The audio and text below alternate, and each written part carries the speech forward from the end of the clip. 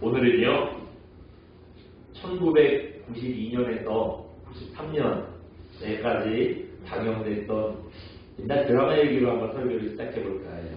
한번 잠깐 보여주시겠어요? 뭐래요?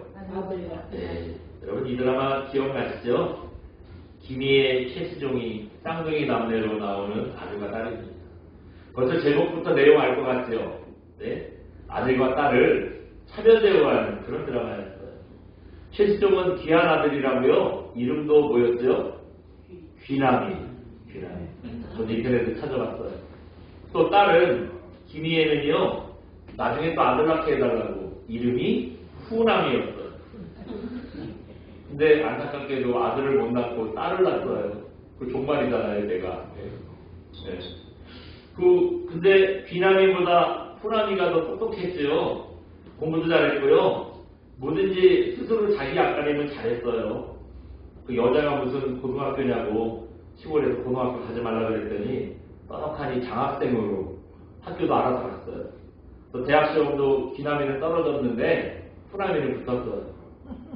대학에 붙으면 축하해줘야 되잖아요. 근데 오빠 앞길 막았다고요?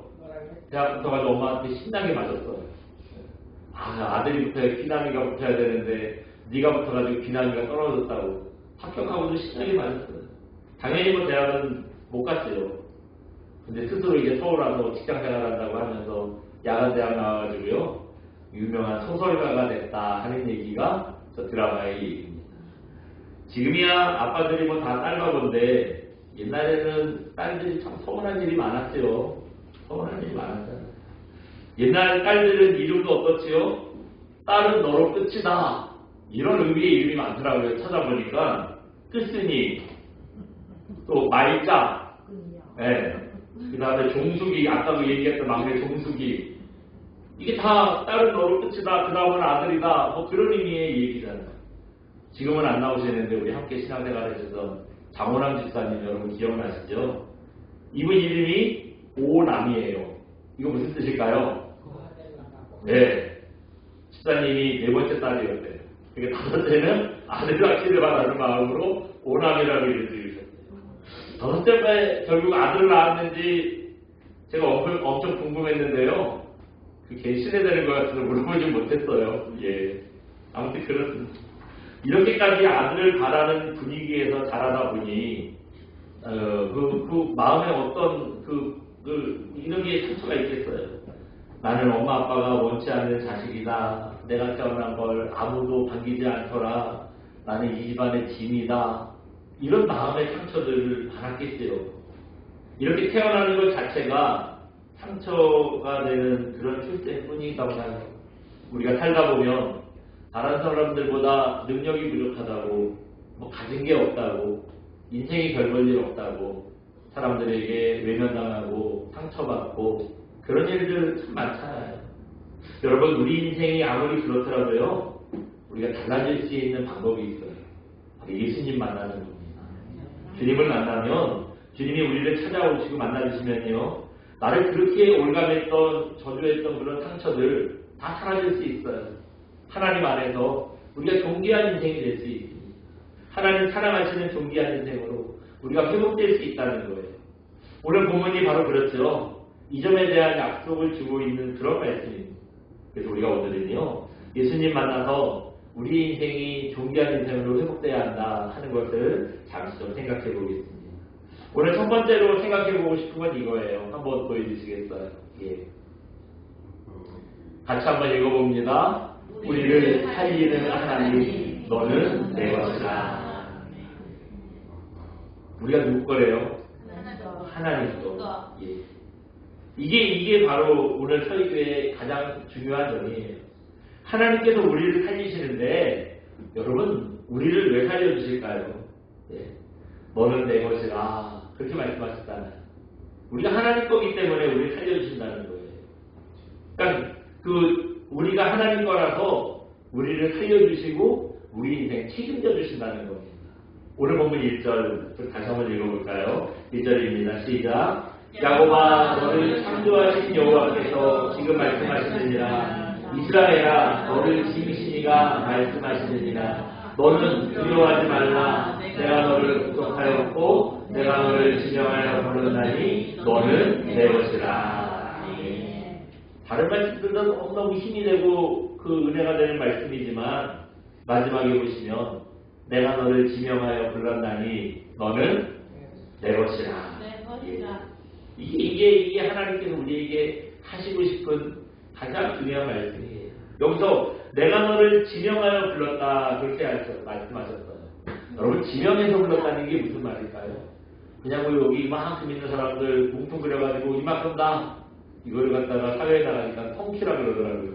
한 번에 통으로 다 그냥 싸잡아가지고 한다는 이런 게 아니라 그 많은 사람들 중에 하나하나 우리를 부르셨다는 거예요. 우리 집사님 부르시고 집사님 부르시고 저를 부르시고 한 사람 한 사람을 콕 집어서 불렀다는 거예요. 이게 바로 지명의 의미입니다.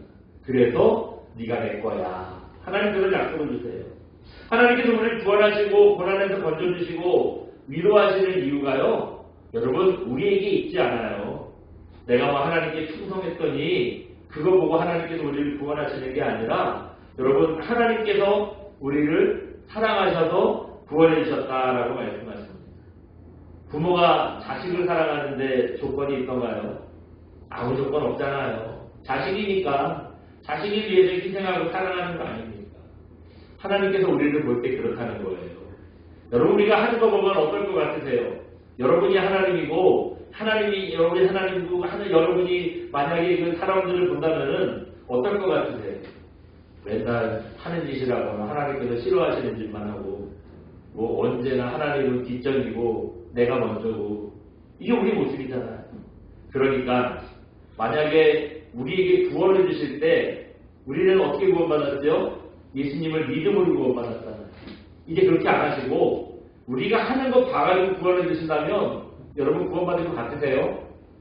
구원을 받았다가도 뺏어버리고 싶은 게 여러분 우리 아니겠어요? 근데도 불구하고 하나님께서 우리가 그렇게 행동을 해도요 우리에게 뭐라 그러지 않으세요. 그냥 우리를 구원해 주세요. 여러분 우리가 착각하는 게 내가 열심히 교회를 나오고 믿음이 좋아서 구원받았다고 생각하는데 여러분 아니에요. 로마서 8장 말씀에 보면 뭐라 그랬어요. 우리가 죄인 되었을 때 우리가 뭐 착하고 잘하고 뭐 열심히 하고 뭐 성경을 한 100번 정도 읽고 이래서 구원받는 게 아니라 우리가 죄인이었을 때 우리를 구원하셨다고 그랬어요. 그러니까 우리가 하나님 앞에서 잘해서 하는 게 아니에요. 우리가 여전히 죄인이고 하나님을 싫어하는 일만 하고 언제나 하나님을 뒷전이시고 이럴 때 우리를 구원해 주시고 건져주셨다는 겁니다. 왜 그렇게 하셨냐? 너는 누구 거라고요? 내 것이다. 우리가 하나님 것이기 때문입니다. 하나님 거니까 미우나 고우나 하나님 책임져 주시는 거예요. 남의 거면 책임 안 지죠. 여러분 누가 짐을 저한테 맡기고 갑자기 쑥 가버려요. 근데 1시간이 지나도 안 와. 근데 그 짐 놓고 갈까요? 여기 있을까요? 제가 바보예요. 놓고 가지. 예. 아는 사람 같으면 전화해서 당장 오라고 하죠. 근데 모르는 사람이면 그냥 가지 뭐 내가 가서 뭐 갔는데 지가 내가 누군지 알게 뭐예요. 예? 여러분 우리가 그렇잖아요. 내 거 같으면 그렇게 하겠어요. 끝까지 짊어지고 아무리 무겁고 힘들어도 끝까지 책임지잖아요. 하나님 그러신다는 거예요. 이게 내가 하나님 거니까 미우나 고우나 하나님께서 책임져 주시는 거예요. 이때 하나님께서 너는 내 것이야 하신 말씀 속에는요. 내 거라는 소유의 의미만 있지 않아요. 그럼 어떤 게 있느냐? 한번 보여주시겠어요? 네. 같이 한번 읽어봅니다. 너는 내 것이라. 그게 뭐냐면 소유의 의미보다는 같이 읽어봅니다. 관계의 의미가 더 큽니다. 또 밑에 보니까 뭐라 그랬어요? 내가 너를 좋아해. 너로 인해 기뻐해. 하나님께서 그렇게 말씀하시는 거예요. 예. 너는 내 것이라 하시는 말씀 속에는 나는 너를 좋아해. 너 때문에 기뻐. 이런 관계의 의미가 더 큰 거예요. 그냥 당신이 내 거다 아니다 남의 거다가 아니라 하나님 내 거라는 거는 하나님과 나와 일단 관계가 달라진다는 거예요. 여러분 자식이 또 그렇잖아요. 내 새끼 그러면 내 거라 좋은가요? 예? 얘가 뭐 내 거긴 뭐가 내 거예요. 나중에 조금만 커보세요. 지금은 내 거 같은데 여러분 당장 애들 20살만 지나면 지 하고 싶은 대로 한대요. 나중에 또 지금 가정 생기면은 그냥 쑥 가버린대. 예? 여러분 아셔야 돼요. 애는요, 자식은요, 절대 소유할 수 있는 게 아니에요. 내 것처럼 부리고 내 맘대로 뭐 시키고 그럴 수 없는 겁니다. 자식은 크면 클수록 나랑 멀어져요. 그 대신 뭐는 남아요? 부모와 자식이라는 관계는 남아요. 아무리 멀리 살고 뭐 한 달에 한 번씩 오고 두 달에 한 번씩 오고 그래도요, 그래도 변하지 않는 건 부모와 자식이라는 관계는 남는다는 겁니다. 근데 이 부모와 자식이라는 관계가 기가 막혀요. 부모와 자식이라는 관계가 이게 자식을 좋아하게 만들고요, 그냥 이것만 봐도 기뻐할 수 있게 만든다는 거예요. 너는 내 것이라 말씀하신 하나님의 말씀 속에는 내가 너를 좋아해, 네가 존재하는 것만 봐도 나는 기뻐하는 이런 부모의 마음, 하나님의 마음이 담겨있는 겁니다. 지금도 낙심하고 불안하고 뭐 피폐한 우리 어머니 사랑하는 말이 있어요. 나 너 좋아해, 내가 널 사랑해, 이런 말입니다. 이 말은 여러분 제가 이렇게 아픈데 얘기하니까 진심이 안 느껴지시죠? 뭔가 관계가 밀접한 사람이 옆에 와가지고 그런 얘기 해보세요. 네. 이 말은 아무리 들어도 들리지 않고요, 누가 이런 말을 해주면은 막 힘이 나고 흥분하게 만들고 기운나게 만들고 여러분 그렇게 되는 겁니다. 중국에 오기장군이라는 사람이 있었대요. 우리말에 무슨 뭐 쟤는 오기를 부려 그러잖아요. 그 오기가 이 오기장군에서 나온 거 아니에요. 근데 이제 이것도 다른 얘기입니다. 어느 날 한 병사가 다리에 종기가 나가서 깜짝대고 있더래요. 오기장군이 지나가다가 그 모습을 본 거예요. 이 미련한 사람아, 그 지경이 돼서도 왜 치료를 안 했어? 그러더니요, 병사의 다리를 자기 무릎 위에 올리더니 입으로 그 상처의 피부름을 다 빨아줬대요. 그럼 그때 그 장군이, 그 병사가 어떤 마음 들었을까요? 이렇게 미천한 나를 저렇게 유명한 장군께서 위해 주시다니 감동받았겠죠. 그 병사만 감동받은 게 아니에요. 그 모습을 보던 그 주변에 있는 많은 병사들이요, 다 똑같이 마치 자기가 그런 은혜를 받은 것처럼 감동의 눈물을 흘렸다는 거예요. 이 소식이 병사의 어머니한테까지 전해집니다. 오기 장군이 아들 다리를 보름을 빨아줬다는 얘기를 들은 거예요. 근데 어머니 반응이 이상해요. 그 얘기를 듣자마자 어머니가 막 통곡을 하는 겁니다. 이상하죠? 장군한테 아들이 그런 사랑을 받았다면 이게 기뻐해야 될 일이지 통곡해야 될 일이 아니잖아요. 근데 어머니가 그런 얘기를 하는 거예요. 장군께 극진한 사랑을 입었으니 이제 몸을 사리지 않고 싸울 거 아닙니까? 그러다 우리 아들 죽으면 어떻게 해요? 그러면서 울더라는 거예요. 여러분, 누군가 나를 알아주고 피고름을 빨아줄 정도로 나를 위해줄 때 그 사람을 위해서요, 내 목숨을 내올 정도로 힘을 얻을 수 있고 변화될 수 있게 되어 있습니다. 나 너 좋아해. 너는 나의 소중한 사람이야. 너만 보면 내가 힘이 나. 여러분, 빈말이라도 이런 말 한번 해보세요. 그러면은요, 그 말 들은 사람이 힘을 얻고 변화되고 절대 여러분 그런 말을 가지고 손해나지 않을 겁니다. 사람이 나를 알아주고 위해줘도 이렇게 사람을 변화시키고 힘을 줄 수 있는데, 사람도 아니고 하나님께서 너는 내 것이라, 내가 너로 인해 기뻐한다, 이렇게 말씀해 주시면 여러분 얼마나 힘이 나고 또 기쁜 일이 되겠습니까? 근데 이게요, 예수님만 그러신 게 아니에요. 하나님도 그렇게 말씀하십니다. 예수님께서 세례 받으실 때 하나님께서 뭐라고 하셨죠? 마태복음 3장 17절이에요. 한번 잠깐 보여주시겠어요? 같이 읽어봅니다. 마태복음 3장 17절 말씀. 하늘에서부터 소리가 있어 말씀하시되 이는 내 사랑하는 아들이요 내 기뻐하는 아들이라. 아멘. 예수님께서 그 공생애를 시작하시기 전에 먼저 세례 요한한테 세례를 받으시잖아요. 요단강가에 세례를 딱 받으시고 나서니 하늘에서 성령이 비둘기처럼 임하시고 또 하늘에서 소리가 있어서 하나님께서 말씀하실 때 뭐라고 말씀하셨대요? 이는 내 사랑하는 아들이요. 오늘 본문의 얘기로 하니까 너는 내 것이라, 그 얘기잖아요. 또 내 기뻐하는 자라, 아까 말한 대로 너 좋아해, 그 얘기잖아요. 하나님께서 예수님을 향해서도 너는 내 거야, 내가 너를 기뻐해. 또 우리를 향해서도 너는 내 거야, 나는 너를 인해 기뻐해, 이렇게 말씀해 주시는 거예요. 이렇게 하나님께서는 우리를 내 것이라고 하셨고요, 내가 너를 기뻐한다. 그런 말씀을 하십니다. 여러분, 우리가 그렇다면은 하나님께 이런 그 회복의 말씀, 사랑의 말씀을 들었다면 이제 우리도 어떻게 해야 되겠어요? 여러분, 우리도 어떻게 그 말씀에 반응해야 될까요? 감사합니다. 네, 그런 줄 알았어요. 이렇게 하고 끝나면 안 되잖아요. 우리도 그런 말씀의 은혜를 받았다면 우리도요, 하나님께 맞습니다. 저는 하나님 것입니다. 저도 하나님이 계셔서 기쁩니다. 이런 고백을 드려야 됩니다. 이건 제 얘기가 아니에요. 이건 제 얘기가 아니고 소요리 문답 1번에 나오는 그런 내용입니다. 소요리 문답이라는 거 여러분 뭐 교회 많이 다녀보신 분들은 한 번쯤 들어봤잖아요. 근데 그게 뭐냐? 소요리 문답이 뭐냐면요, 1643년부터 1649년까지 6년 동안 영국에서요, 국회의원들, 신학자들, 또 평신도들 170명이 모여서요, 그 영국 교회를 재구성하기 위한 회의를 합니다. 이 회의의 이름이 뭐냐? 웨스트민스터 총회라고 해요. 웨스트민스터 총회가 바로 이겁니다. 이 웨스트민스터 총회가 우리 장로교회에서 되게 유명한 회의예요. 중요한 회의예요. 왜냐하면 이 웨스트민스터 총회에서 장로교회의 신조, 신학, 이게 뭔지를 이제 정리를 한 거예요. 아까 말씀드렸던 국회의원들, 그 다음에 신학자는 당연하고요. 또 성민들 중에서도 조금 좀 지식층인 엘리트들, 이런 사람 170명이 모여가지고 우리가 믿는 것이 뭐냐, 또 그래서 우리가 뭘 믿고 있느냐, 이걸 정리한 책이에요. 어떻게 정리했느냐? 먼저 질문을 던집니다. 그 질문에 대한 답을 줘요.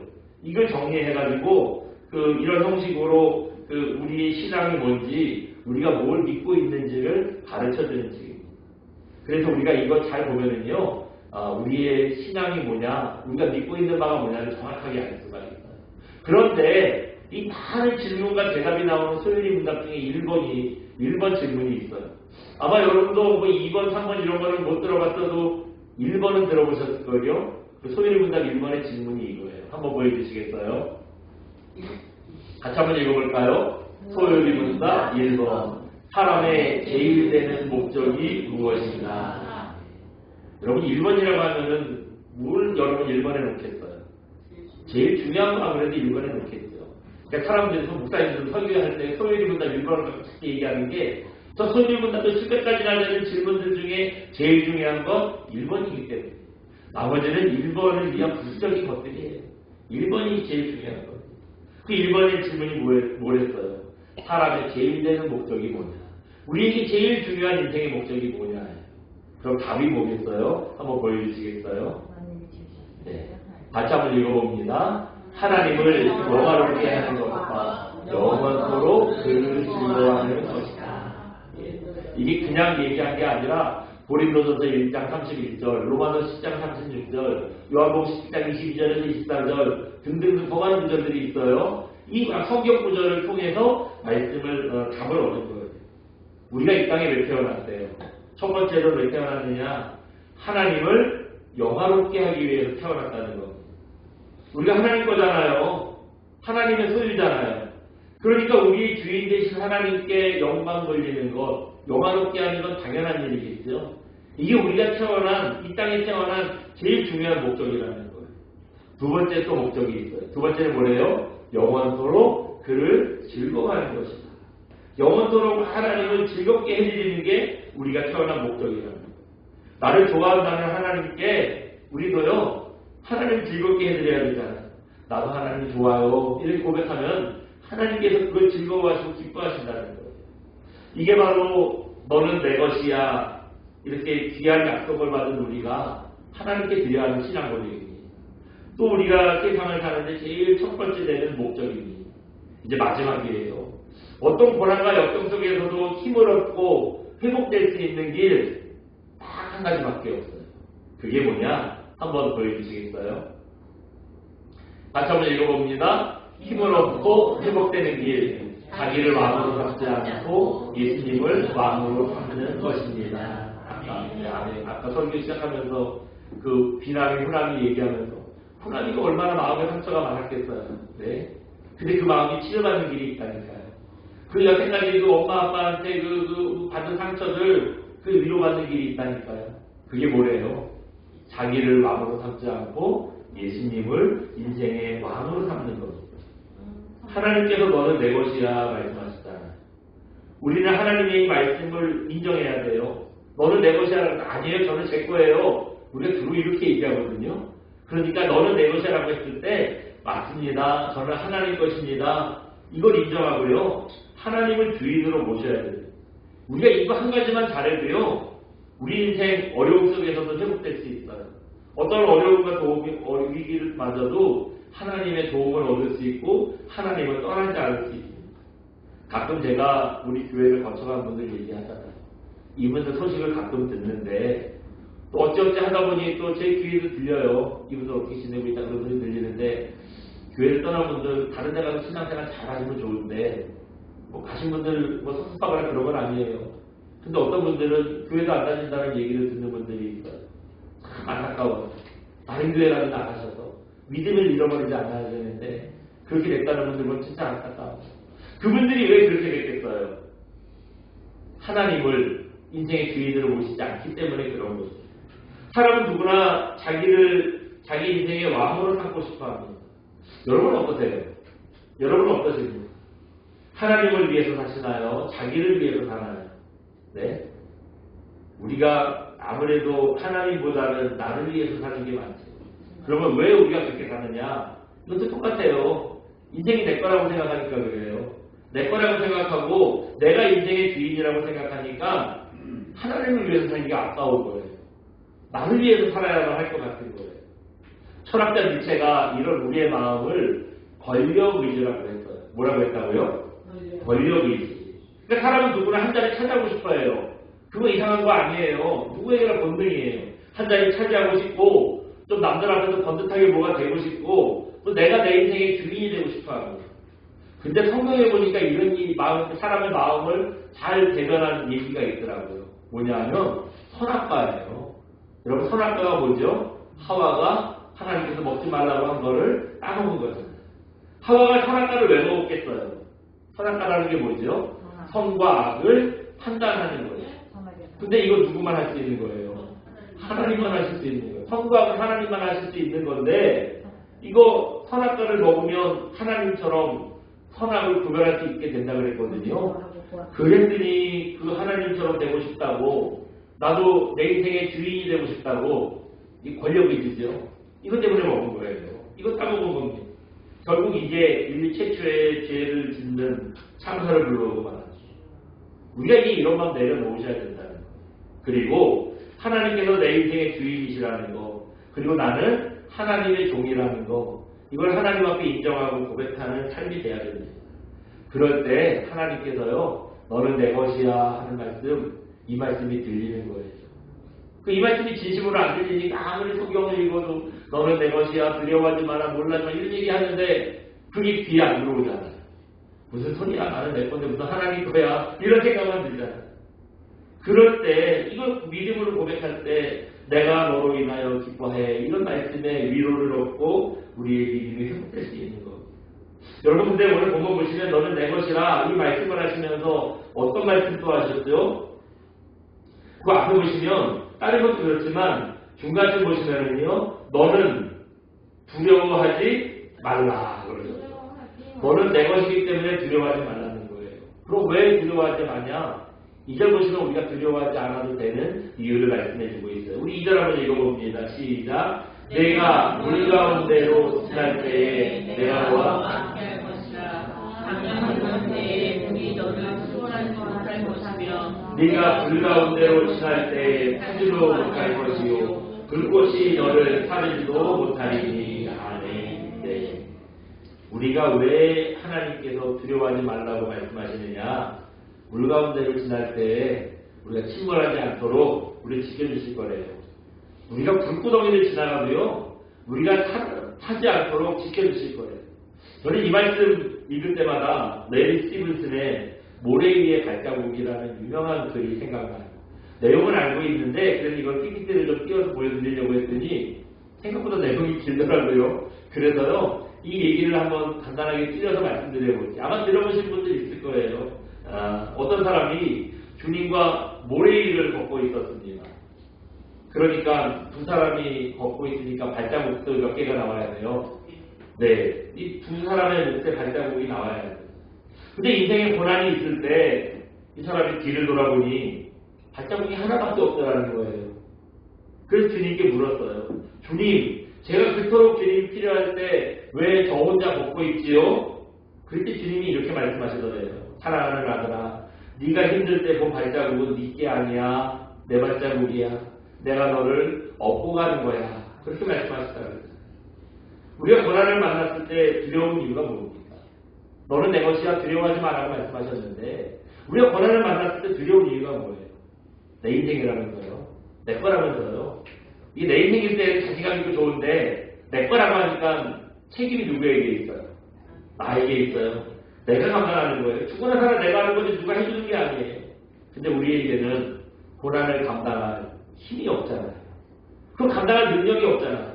그러니까 두려운 거예요. 주님 내 거예요라고 할 때는 아무것도 아닌 것 같았는데 막상 어려움이 닥치니 내가 감당할 힘이 없어 되게 두려워요. 그러니 여러분 능력도 없으면서 내가 하려고 고집 피우지 마시고요. 예수님을 주인으로 모시고 주님께 엎히는 거예요. 여러분 엎혀보세요. 세상에 이거보다 편안하고 안정된 게 어디 있어요. 애들 아무리 칭얼대고 어쩌고 해도 업으면 어떻게 되죠? 금방 잠이 들어요. 애들이 언제 그렇게 칭얼대는지 모르게 금방 잠이 들어요. 세상 지금 다 잊고 잠이 들 정도로 이렇게 편안한 게 엎히는 거잖아요. 네. 우리가 이렇게 하나님 앞에 서야 하는 게 아닙니다. 그렇기 때문에 내가 인생의 주인 되려고 하다가 상처받고 고난당하지 마시고 우리의 주인 되신 주님께 모든 것 다 맡기고 엎일 줄 아는 그런 저 여러분 되시기 바랍니다. 주님의 은혜로 우리가 다시 한번 기쁨과 평안을 누리는 귀한 삶이 되시기를 주님의 이름으로 축원드립니다.